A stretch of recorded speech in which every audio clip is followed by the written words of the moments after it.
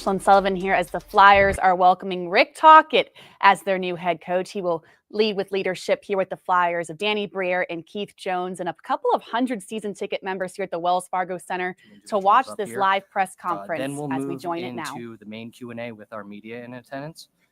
We'll then have microphones on either side, so media members, please raise your hand if you'd like to ask a question. Use the microphone, please. Also, please direct your question to one or both of the individuals up here. After that, we're going to pause briefly for a jersey presentation and a photo op. And then following that, we will have off to each side here, we'll have scrums for more informal interviews. I'd also like to acknowledge the few people in the audience today.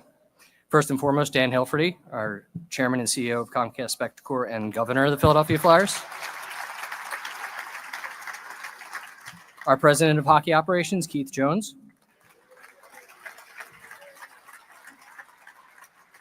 Our alumni who are here today, as well as our entire staff, representatives from the Snyder family, and finally our season ticket members, corporate partners in attendance, all the fans watching and listening. Thank you for your continued support.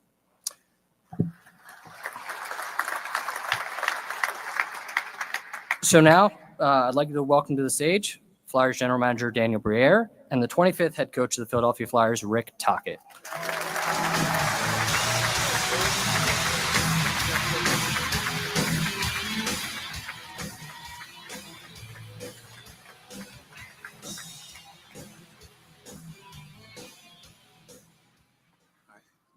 Thank you, Joe. Before we start, follow up on Joe, I just want to acknowledge our alumni that are here, our fans that joined us, and all of our staff being present here. This is a big day. It's a big day for the organization. I'm very proud to announce Rick Tocchet as our new head coach for the Flyers from this point on. So it's a big day. I'm very excited. I think it's an exciting time for the whole organization, and good times ahead coming up. Before you start asking me questions, the one thing I want to make clear is the fact that the plan doesn't change here. Rick has been part of this before, has coached some younger teams, has coached some veteran teams. We see him as the long-term solution for our head coaching position. The other part that we touched on before, I think I was at my year-end presser, you asked me what we were looking at for a coach. One thing that I said was we needed a teacher. And I think there's nobody better than Rick to teach our young guys. I saw it firsthand myself when I came in the league as a 19, 20-year-old. I had the chance to play with Rick, and he was a mentor to myself, and I learned a lot from him. One of the things is, the time he spent on the ice working on his craft, and now he wants to pass that on. He's done it for the last few years, and I know he wants to do the same thing for our young team and our young guys that are coming up. The other thing that I mentioned was we needed a communicator. That's one thing Rick Tocchet does, is he builds relationships.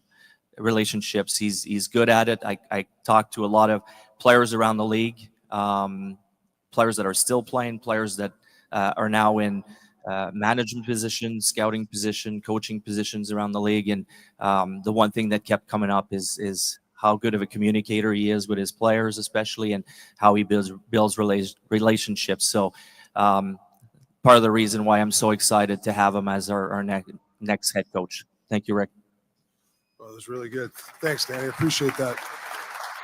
Oh, that's good. Thanks, man. I don't even know where to start. As I was walking out, Jonesy said you're walking the plank. So I don't know what that means.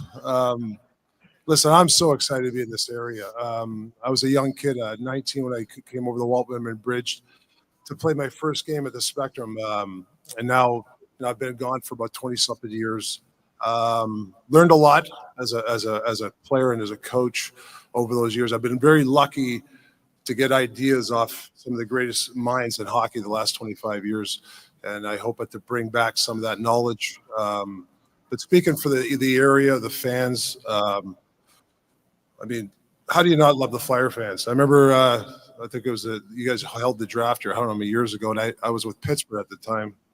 Let's hear it, boo. So anyways, I remember going up announcing the first pick, and I got booed, and I was like, man, I love these guys. So that's what it means to be a Flyer, right? Hard, passion, winning, going through this process with the ownership, Dan Hilferty, Jonesy, and Danny, the plan that they had, listening to where they wanted to go with this roster, and it really excited me where they're going. We know it's not going to be easy. It doesn't happen overnight, but it's my job to develop these players. We got some really good hockey players on this hockey team, and I take it very seriously to make sure that they maximize their talent.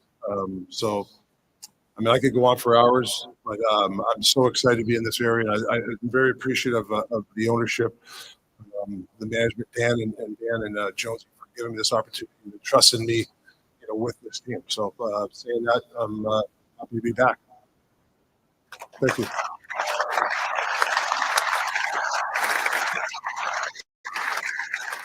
All right, we'll open up to the main Q&A. Again, please raise your hand if you'd like the microphone and direct your question to one or both of the individuals. Hey, Rick, over here. Al Morgani from NBC Sports. Yeah, right. My suit buddy. Yeah. Obviously, there are a lot of options for coaches, like musical chairs. What attracted you beyond wanting to come back to the area for a roster like this and where this team is in a rebuild? What sold you on this as being a good place to be? Yeah, I think as a when you as a coach or anything in life, you want to check the boxes. Stability, box checked. Relationships, box checked. The passion of, and obviously the area, the fan base, box checked. But I'm a big relationship guy. I know just from the past being here, working with good people, I think makes you successful. So for me, those are the attractive things for me. Obviously, the roster, the team, the potential, the prospect pool, the cap space that's coming here. There's a lot of positives for this job. It's an attractive job. It's one of the best. I think it's one of the best jobs in hockey, and I'm very fortunate to get it.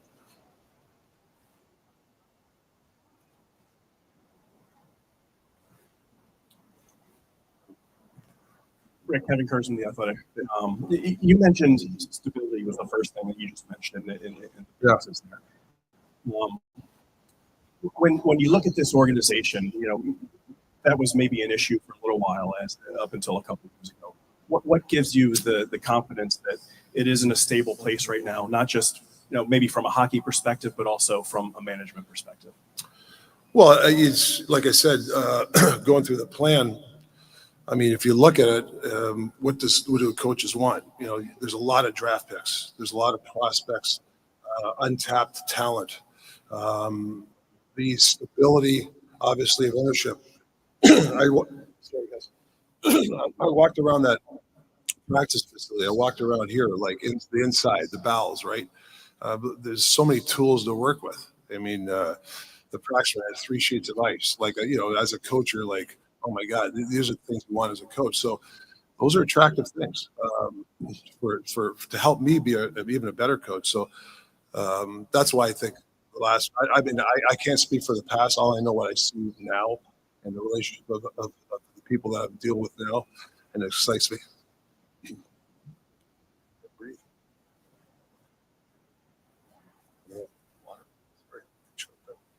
Hey, Rick, Adam Kimmelman from NHL.com.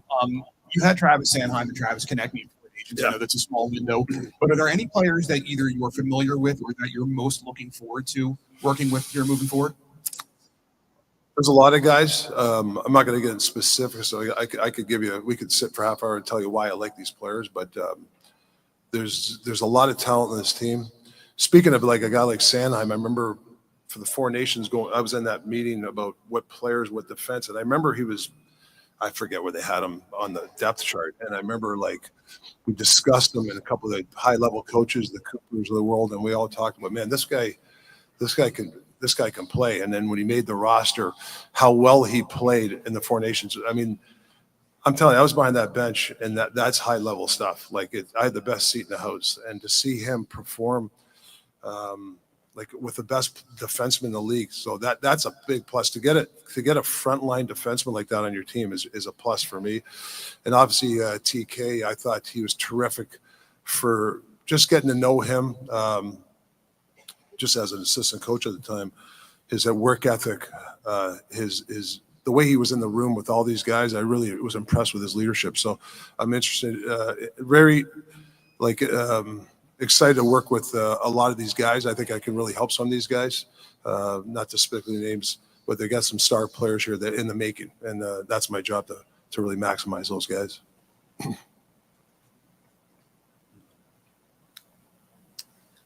Rick, this is Charlie O'Connor with PHLY, but this question is actually for Danny. Danny, you mentioned about one of the big reasons why you think Rick is a good fit is his abilities as a teacher. You talked about him mentoring you as a player, but I guess what in Rick's track record as a head coach tells you that he'll do a good job teaching this young group? It's funny. Most people would probably focus on the job that he did when he won the Jack Adams a couple years ago, and that was quite the turnaround in a short amount of time that he did there. It was a really impressive year. For me, when I look at the track record, one of the most impressive part that stood out, and that's from watching at the time, was his stint with the Coyotes. He had, and I'm not trying to take it on the players, but he had a pretty depleted lineup at the time, and a team that probably was, I remember at the time that the experts were saying that the Coyotes would be last in the NHL and get the first overall pick, and he made them competitive. They did make the playoffs the one year, and they were in the running, playing good games. So that body of work for me was probably the most impressive part of his coaching.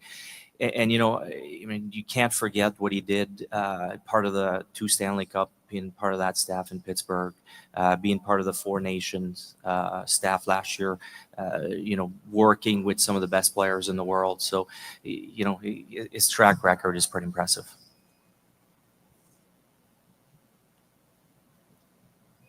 Hey, Rick. Anthony Sanfilippo from Owen Pattison.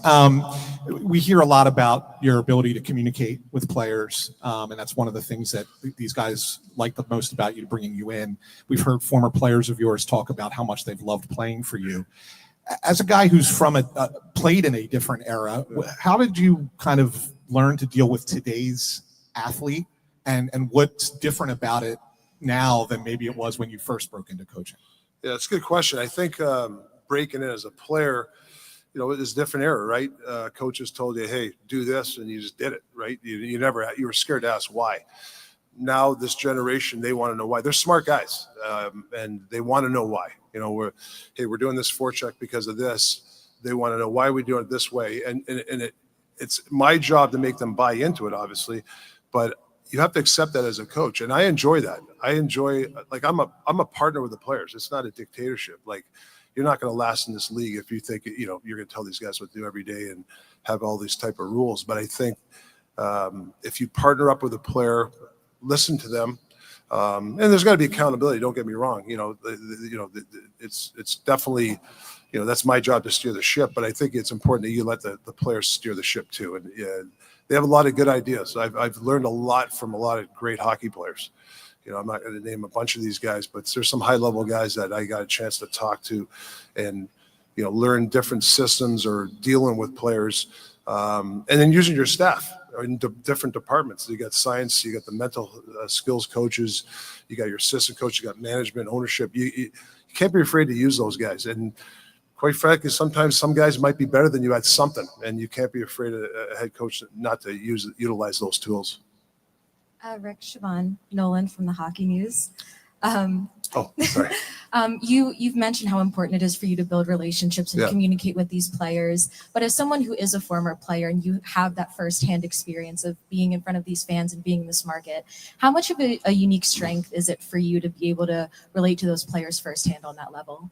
Yeah, I think it's huge. I think when a player walks in that door, practice rink or this facility, they want trust, right? And they want accountability, obviously. And they want to feel safe, right? There's a lot of, sometimes people, the world we live in now, a lot of outside noise, and it can affect players. So my job is to create a safe environment for those guys where they can feel as soon as they hit those doors that they're taken care of, that, we're going to help them as much as possible and partner up with them. So, yeah, getting trust from the players is something that from day one is my goal, is to make sure that the players trust me. Hi, Rick. Hi, Danny. Jordan Hall from NBC Sports Philadelphia. Danny, this question is for you. You said you had a lot of conversations with Rick's former players. Did any names or conversations really stand out? Can you maybe shed a little light on what you heard from these players? Well, I'm not going to name names that I talked to. I'm going to keep that private for them. But it was all positive. The one thing that kept coming up, like I said, was the relationships that he was able to create. A lot of the players would say you feel like you have a voice, you feel like you're listened to, and that you're part of the team. That's kind of the gist of most of the discussions that kept coming back. I was digging. I was trying to find some bad stuff, and unfortunately, I haven't gotten there yet. We'll work on that later on. Rick, Bill Meltzer from PhiladelphiaFlyers.com. My question is, towards the later part of the year, there were some very popular and highly respected veteran players that were moved out. Like Scott Lawton, for example. How important is it to you to see some of the younger guys there kind of take a bigger bite out of leadership and kind of bring the group that much further, as a room and as a team? That's huge. I think some of the former guys I played with here, they'll tell you the room is huge. The leadership, making other players evolve in that leadership role is huge. So there's some guys in there that have leadership qualities that we got to get out of them and give them a chance, give them a rope to be a leader. So yeah, when you lose, these type of guys, like, and that's the one thing I noticed when guys got traded out of here, upset. And everybody's upset when you get traded, but nobody wants to get traded from the Flyers because they do stuff so well here in the locker room, a very tight group. That's what I want to continue. I thought Torts did a hell of a job of hardworking team that cared about each other. So hopefully I can keep that tradition going here. Rick, Sam Carchidi from the Hockey News. Yeah.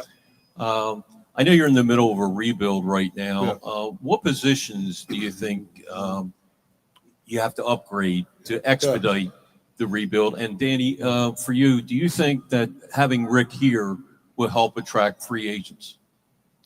Let me go first.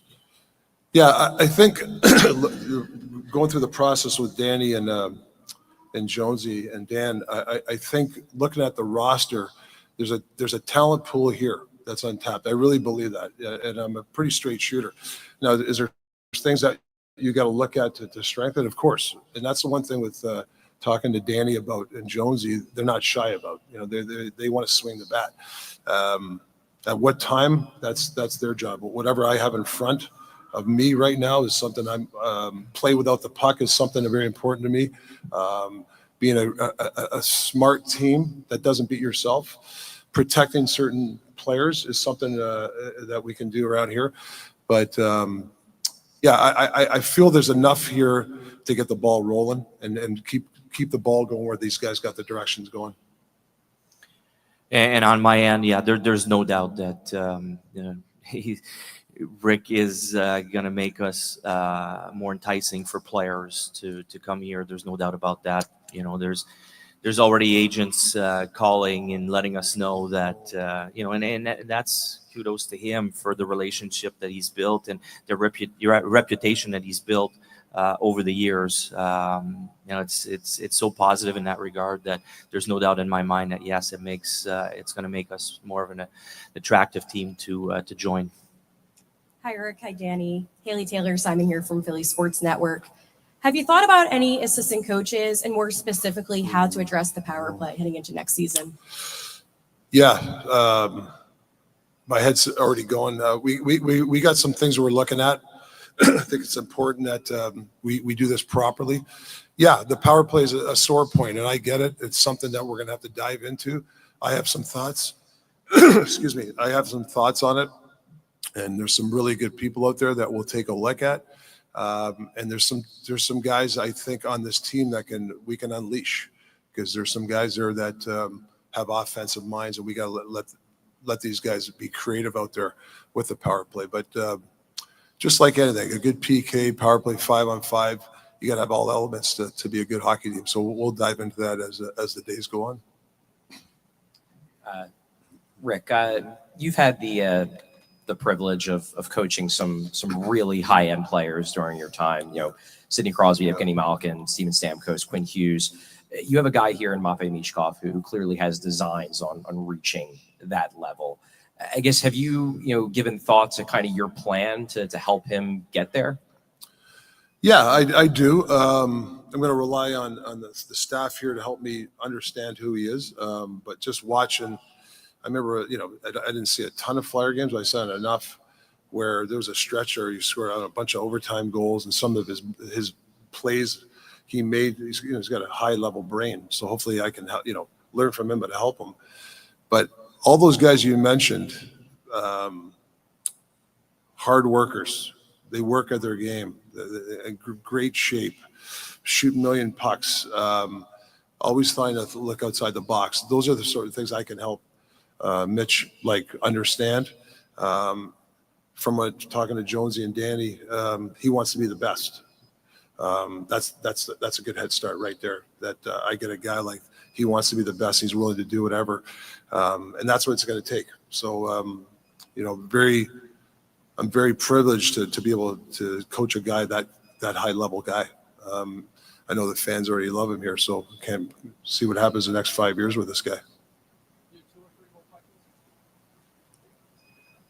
Rick, the guys in charge here, obviously Danny and Keith and Dan Hilferty have talked about the importance of team culture. Yeah.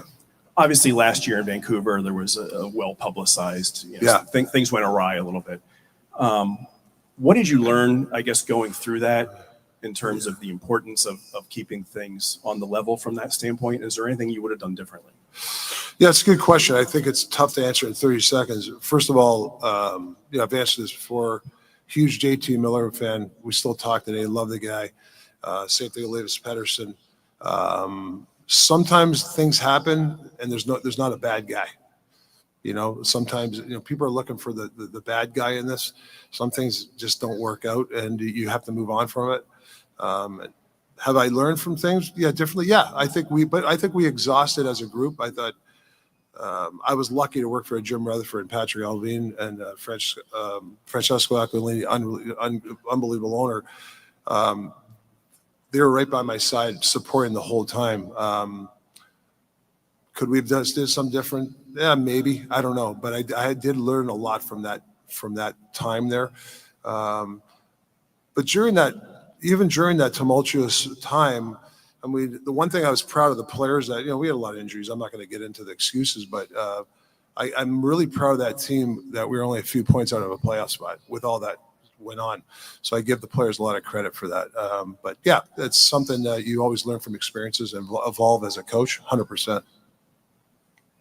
Is that this? Didn't you have a second question? That was it? Okay. Chris Tarian, Snow, the goalie. Obviously, we have a history of playing together. Yeah. When I look at your career, Rick, and what you were for the Flyers and other teams, and then your post-career, when you look at what you're doing now, what parts of your learning experience do you take the most from your playing days or your coaching days, and also what coach along the way, if you'd say, had an impact on your career? Yeah. I think, Bundy, for me, like I learned as a coach, but I actually try to put myself in a seat. Like if I'm a coach, what do I want to hear the coach, or what do I want from the coach? Like, not to bring up, the campfire stories, but the year 2000 when I said Johnny, like the memories of that year. We fell short, obviously, Game 7, but the closeness of that team.